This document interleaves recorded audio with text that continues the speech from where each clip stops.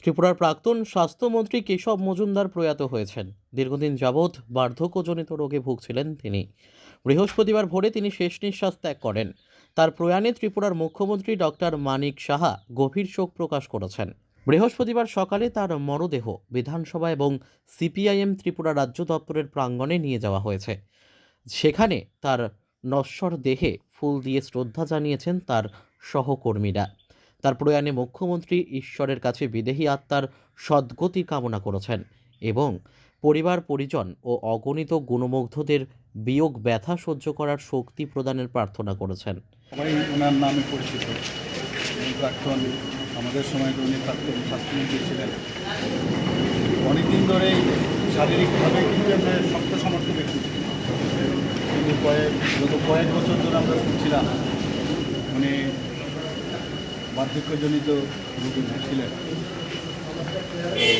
এখানে আসলেন, আমরা সবাই দুঃখিত যে একজন প্রাজ্ঞ রাজনৈতিক দিককে আমরা হারালাম। এবং বামফ্রন্টের সময়ে উনি বিভিন্ন দপ্তরে উনি মন্ত্রী ছিলেন। আমি যেমন চাকরি করতাম স্বাস্থ্য দপ্তরের উনি মন্ত্রী ছিলেন। ওনার সাথে আমার কয়েকবারই আমার কথাবার্তা হয়েছে, আমাদের দাবি দাওয়া নিয়ে ওনার কাছে যেতাম তরফ থেকে। তো ওনার প্রয়োজনে আমরা সবাই দুঃখিত এবং আমি ঈশ্বরের কাছে প্রার্থনা করব